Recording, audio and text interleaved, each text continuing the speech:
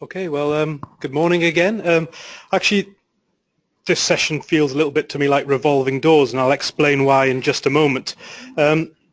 Just to give a few words of introduction about Doug, and then I'll say a couple of words about his presentation. So, many of you probably know Doug. He's worked with programmable logic and FPGAs for over 30 years, it says here. No! It's amazing, I'm only 25. And he's held positions with sort of iconic companies of Altera, Simplicity, Synopsys, and also working with the NMI, and that comes to the sort of revolving doors. So actually, as Doug moved out of the NMI and asked whether I'd like to help out some of the FPGA activities of the NMI, he's joined Mentor Graphics, and in fact that was the organization I just left, so that's the revolving doors story. So Doug has now got an exciting new role managing FPGA projects within Mentor Graphics, but I asked if he would come and help us out today to present on behalf of the NMI the results of a survey into FPGA usage that he in fact initiated and managed throughout last year and has the results. And so with that, I'd like to hand over the reins to Doug and say thank you for doing this for us, Doug. Yeah, thanks for asking me along. Nice light. So yeah, without any more ado, last year we presented the results of the same survey we did a year before, so it's an annual thing that the NMI has been doing. And in the same event of Verification Futures 2015, a chap called Adam Rose came along from Mentor and actually presented some of the Wilson data. And I noticed this morning few of the people put Wilson data on the wall. And what I thought, and I spoke to Adam about this, was it'd be really good to correlate our kind of zoom in on the UK and Ireland and compare that with the worldwide data that Harry had collected at Mentor. Since that time, when I was still at NMI, I worked with Mentor, worked with Harry, and he actually segregated the European subset of that Wilson data for the first time and presented it at the FPGA Frontrunners Forum, which Pete's now running. And he couldn't really zero into UK-only data for Wilson. There just wasn't enough to make it statistically accurate. But the European stuff is certainly that. And so I thought it'd be really useful to come back and complete the process of comparing what the NMI was finding with what Wilson found. Only now the NMI data we're looking at is a year newer. So this is data that was collected from October. And it doesn't work with that one. I use that. It's okay, I can mime. So the idea of the survey was to, again, poll as many FPGA users, not just for verification, thanks, but for, across a number of aspects of FPGA usage. It was helped a great deal by, the worthies that you see on the screen here. The more people you have helping you with the publicity, with the questions actually as well, the less likely you're going to get bias. Because, if you work with Xilinx, they did a survey, guess what? There'll be a lot more Xilinx users in that survey result set than you'd have from other places. So this was the front screen as people came into the survey. If you recognize this, thank you. That means you took the survey, and without you, none of this works. So the idea was to look at all kinds of usage throughout UK and Ireland, and identify the needs, compare, see if there's any trends data we could extrapolate from 2014, and actually provide information to the NMI itself. The reason I did this the first time around is because I wanted to know what it was the NMI could do to help FPGA users in this country. And it was really helpful in that regard. It really wasn't intended as a market share survey or anything like that. Oh, these aren't the latest slides. Okay, so I actually will skip through the first few slides. These are in your notes there, but I'll get onto this one. There was 168 total surveys. 40 of those were thrown out because they weren't actually in this country, who actually didn't even use FPGAs. I don't know why they bothered. Actually, I do know why they bothered, because there was a prize at the end of it, but what can you do? So that left us with about 135 which are fully completed, including the contact details. So that was the fund from which we drew the draw prize. But there was a lot of other guys actually didn't get as far as completing the contact details at the very end, but it still gave us good data, and checking through that to make sure it's actually sensible and just somebody didn't answer A every time. We get about 145, 150 data points, which is a good representation of the UK, I think. In comparison, Wilson, it's a worldwide survey, not run all at the same time. It's actually run in a number of phases through the 4 major regions of the world. somewhat, it is getting bigger and bigger every time. As you can see up here, 1,886 valid participants, and it just gets bigger each time. It will be rerun this year. The questions are almost finalized, and so again, we'll be able to look at how this trend data is working. So with a data set this size and using common question, almost down to the name, the actual, the nearest word, those questions are actually valid to be able to draw trend data from. And going forward, the first question I asked, so you'll find two different slides with two different backgrounds depending where the data has come from. So this is NMI data. And first, an obvious question, which technology you're using, and some would be very specific about the actual device right down to the package, and some would just be Xilinx or Altera or something. But so you can, from that, you can extract this data. Now, the point here, was it a good year for Xilinx? Was it a really bad year for Achronix? You can't extract those conclusions because the data is got a plus or minus 5% or so variance. So you couldn't say that within that 5% that things have got better or worse or otherwise for these people. But what it does reflect is that there is a significant third user, a third FPGA vendor, as I call it. If you stack these guys together, it actually becomes quite a significant part of the market. So we always think of this duopoly between Xilinx and Altera, but in fact, these other guys actually make a significant contribution, in particular in the UK, because the types of device that they have. And also the application spaces in which FPGAs are used is pretty much a who's who of the UK and Irish industry. So you would expect to see things like aerospace, defence and industrial up there. Maybe what you wouldn't have maybe expected is a lot of video and image processing in there, quite a lot of comms still. Okay, so that's what FPGAs are used for around here. But getting on to verification is where I want to get. So how much engineering resource, these are the actual questions that were asked verbatim. How much engineering resource is required in your latest FPGA project? And there is a significant, variance or otherwise, there is a definite significant shift in time taken, the resources, taken to get an FPGA design out of the door. Now you can go in and do the data and actually correlate that against the size of design, for example, used, or the numbers of processors in that design and so on. But the point is, from the raw data here, you can already see that the resources taken to get an FPGA finished, including the verification, is significant and growing. And now you look at the Wilson data here, and what we've got in all of the Wilson slides basically is how it was in 2012, how it was in 2014, and this, for the first time, European extraction from that data. And what this was asking was, at the peak, how many engineers were involved in your FPGA projects? And you can see, here in 2012, for 4 engineers and 2.5 engineers on verification of that same FPGA. And worldwide, you can see that growing. And clearly, the verification is growing even more. But what I'm seeing here in Europe from this data is there is not enough people working in the verification of FPGA designs. Now, is that attached? Can we join the dots between that previous slide that says things are taking longer and more resources, and this one which says actually not enough time and energy is put into the verification sides of things? Well, maybe I could join those dots, or maybe I need to dig a little bit deeper. So that to me was a very significant finding, that in Europe as a whole, we don't have as many people verifying FPGAs as the rest of the world. So one of the questions in the NMI survey was to ask people, again, to estimate, if you like, what proportion of the project time is spent on certain tasks. So you've got 100% and you've got to apportion that across all these different things.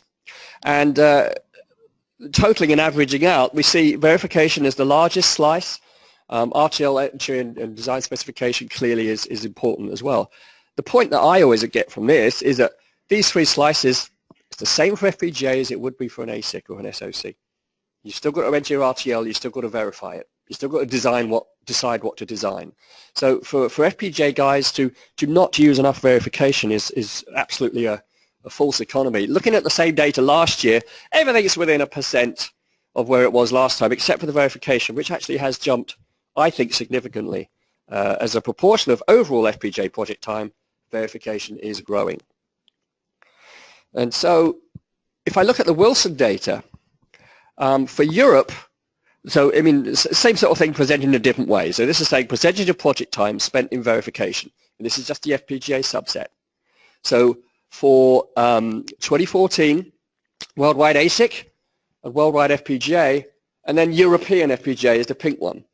So if I took from that previous pie chart, I have the most colorful presentation of anybody here today, and I absolutely believe that.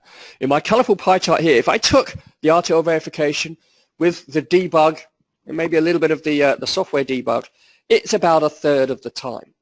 It's about a third of the project length as people are spending on verification and debug of the FPGA. Now, if I go forward, that corresponds with about this peak. Right, so this peak is showing that about a third of time spent in verification, if we count debug as verification, which I think most people did. So what the heck is producing this up here? Why is it in Europe that there's another group of people that have got practically double the length of time for a whole project spent on verification? And I don't know the answer to that question. And I'd be really, really interested to know what it is that the rest of the guys in Europe are doing that is off the beam compared to what's happening, according to NMI at least, here in the UK. Anyone any ideas? No, me neither. So that's a good one to find out, and I think that's something we probably ought to try to put into the Wilson survey this time around. Coming back to, so that's really resources, kind of time taken. What about the challenge of these things? We asked people to select from a big bucket list. What are the 3 most challenging things in their FPGA projects? And about half of the respondents counted RTL verification as one of their top 3 challenges. Which actually means that's half of people said, no, it wasn't one of their top 3 challenges, actually. RTL verification, they seem to have that under control, thanks very much. At least it's not one of their top challenges. There are perennial things that always show up in this when you ask this question: timing, closure. Timing analysis and closure, i.e. getting the darn thing running is fast enough and being able to keep it running fast enough as you iterate the design. Debugging the hardware in the lab and the software to go with it. And over here, actually getting the design right in the first place. You can see these are probably the things that you would find challenging in any project, actually. But for me, the significant thing is RTL is top, but it's not as high as I would have expected. The inference from this that half of the designs don't see RTL verification as a big issue. And so what we need to do is take a look at why, what verification techniques they're using, what size designs for that matter, how complex are these designs. And we can look at cross-correlating data from different questions to do that. You do end up with a dangerously small sample set in some cases when you do that. So again, that's the sort of thing that we need to dig a little deeper upon. There is an easy metric in the ASIC and SoC world as to have you got all your bugs out of the system, and that metric is respins. Now you can't really use that same metric in FPGA. The design is respin, many dozens of times during the design by iteration process that a lot of people use for FPGAs. So instead of that, we came up with this thing of how many bugs get through to production? How many bugs actually end up in your system, in your FPGA, at the customer, in effect? And we let people put the no comment answer because it is a fairly sensitive question, obviously. The data that we use here is obviously all anonymous, but they are putting their name at the end of this and which company they work for. So yes, we allowed people to say no comment. Somebody in the FPGA frontrunner said, well, they're only saying no comment because they got lots of bugs, right? They wouldn't, if they had no bugs at all, they would comment about it, wouldn't they? But anyway, I cannot take that as anything other than, invalid data. Over here, some say they never, okay? And some say we've only ever had one actually get through to production. But there's this big slice around here that say, it's a pretty regular thing that, design bugs get through to production. Well, that's a pretty good metric. Is your verification up to scratch? Some designs never get to production, of course, things like FPGA prototypes of ASICs and things like that. And the other thing is that FPGAs allow us to change things after production. So it's not as bad as having a taped out chip. And so this peak is showing me here when we asked, how do you use this ability for FPGAs to be reprogrammed in the field? And quite a lot of people are saying, actually, what we plan for it right up front. We design extra capability into the system to allow us to remotely change that system. Either do I train staff to go out and do it, or the end users are told how to, put an SD card in there or something, or maybe even some automatic way over the wire to update the hardware of that system remotely. So that's the great catch-all of FPGA. It isn't the thing that allows us to be lazy in verification. It's just a great safety net and a feature booster for future products. There's a lot of questions in Wilson about failure modes. What is it that caused your ASIC to be respun? Most of those are not valid in FPGA land, of course, all the layout stuff, masks and things like that. There were two that were valid, and for what it's worth, the data is here and here. It's clocking and good old logic of functional errors. So clocking is an interesting one for me. Because, that's one of the things we could check now, especially cross-domain issues in FPGAs, very prevalent now because there's a lot of clock domains, a lot of different, even die running inside an FPGA. And your, cross-clock functionality is very important to check. Formal tools allow you to do this, CDC checkers and things like this. Very applicable to FPGA. And yet when we ask, what sort of technology you're using for your verification, recently we've seen this growth in assertion-based verification rather than formal. Formal really isn't still, coming up here. The other spreads here, we're seeing code reviews, in-system test, and directed test. That is the bread and butter for FPGA designers. There are some cynics out there that say FPGAs don't get verified. You just go in the lab and turn it on and see what happens. Absolutely not true. You can see here that all the usual things that you would use for, early RTL development for any chip absolutely apply. But going across then to other places, the code coverage and functional coverage, okay, which you really ought to be using if you're doing any kind of simulation anyway. Okay, they're there, but they're not used enough, frankly, and formal hardly at all. There are some brave users going into constrained random. And I got a question later on that asks them, what type are you using? The black blocks here, I separated out the guys that are doing work to a safety standard like DO254, 262, or something like that. And I would have expected to see more verification and more maybe formal methods used for those types of applications. I'm not seeing it yet. The proportions you see in black here are pretty much the same as you've got for the colorful bars. So I'm not able to discriminate in this data set between those people that see safety, criticality, and those that don't. Back to Wilson here, the assertion languages that people might be using for FPGA prototyping, and I don't know what size the data set was on this, so I take it with a little bit of care. But, OVL and PSL still more widely used in Europe and other places. System Verilog still slightly behind in Europe, I guess because of the popularity of PSL, maybe other things. So these are the sorts of things that people are already using. So, we'd expect SVA to grow and, take on. So those people that are using FPGA assertion are using mostly System Verilog to do that. And then looking at the other techniques, then, we see growth. Growth is good. And we see that Europe is leading the growth in many cases. So again, I can't zoom into the UK on that one. But I think this correlates quite well with the data that the NMI found. Then adoption trends for other verification technologies. So we've seen VHDL and Verilog used as is in sort of directed testing, not in any verification methodology. And over here, then you see other things like SpecMini. Somebody stood up and says SpecMini was still very popular in Europe. And the guy next to me said, well, it might be popular, but nobody's using it.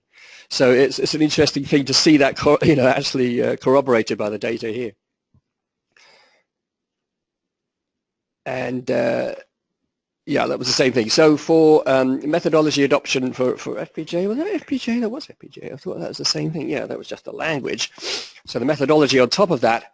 Again, I always thought this was the case and in previous roles that UVM was lagging behind in Europe.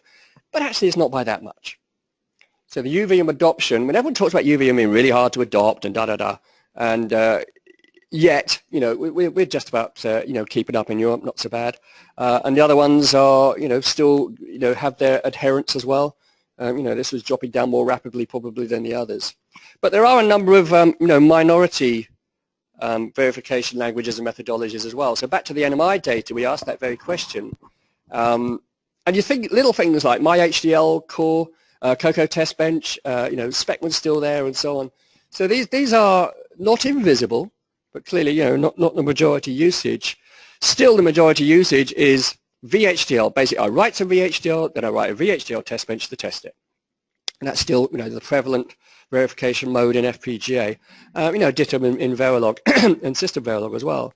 So the OS VVM and UVM side of things, even those bolted together still don't come up to a quarter of all FPGA verification. So that's, however, I believe that is more visible here. Perhaps in Europe, I don't have the data, but I think that's probably more visible here than it would typically be worldwide. And I watch with interest the adoption of OS VVM, because if you're used to VHDL already and it's your language, it seems like the natural thing to try to use VHDL as well as your verification platform. However, this is open source, it's public domain, not as supported within the EDA community. There aren't so many tools down here, you're much more on your own. But it seems attractive because that's where the VHDL guys have come from. Watching that in the future very much as well. So to summarize, really useful data. It serves its purpose, which is actually to help the NMI, to help Pete here as well, know what the FPGA activities of the NMI should focus upon. On top of that, there's some good empirical data here to see how are things doing. What's the state of the verification nation on FPGA? There were many other questions that were asked in the survey, but not related to verification, which would be kind of interesting to share on another day as well. But we do encourage people to take part, and somebody gets to win. So the great thing about having sponsors, and I'll put the list of sponsors up again in a second, they contribute, which is great. They contribute by helping to publicize, by helping us actually put the questions together. And a special mention there to Harry Foster at Mentor Graphics, also to First EDA, Alex Grove in particular, that helped us put some of these questions together. This guy was the winner. So Paul Sweeney of Hitachi Data Systems over near Bracknell. And he got a new Apple iPad Pro and £500 to donate to a charity of his choice. He chose Save the Children. Without a hesitation, and so that draw was made, absolutely fairly in front of the FPGA frontrunners. So, good luck to him. If you see your survey questions coming to you this year in October, probably, do take part because it is rewarding both for us and for you. And as you can see, if you've got 150 odd people, that's pretty good odds to win an iPad, 1 in 150. So, do take part. So, observations that I would draw to summarize. It's taking more resources to do an FPGA design. That's what the NMI data says. That infers that FPGA productivity is falling. The reasons for that, I don't know. I think that's the observation I can draw from that, however. Verification is a major part of the project effort, and it's a growing part of the verification is a growing part of the project effort.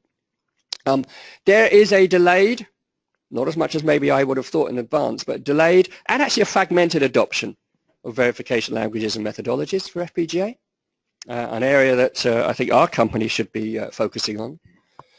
There is some growth in assertions. Once again, however, that's fragmented across different things. SVA seems to be emerging as the better assertion language to use. Definitely Europe is under-resourced compared to the rest of the world for verification of FPGAs. So if you have an FPGA project and you have a number of designers all beetling away writing Verilog or VHDL, do put some resources into the verification of that. It really does pay off. And watch this space, or watch what Pete will be producing and what the front runners will be producing in terms of new activities at NMI based upon some of this data.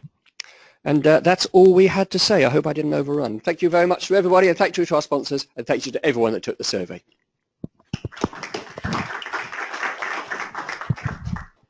So we do have a couple of moments for questions. So would you just repeat the question? Yes, sorry, John.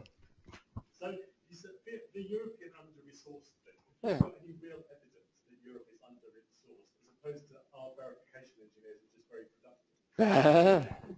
Well, that's the glass half full, the glass half empty sort of thing.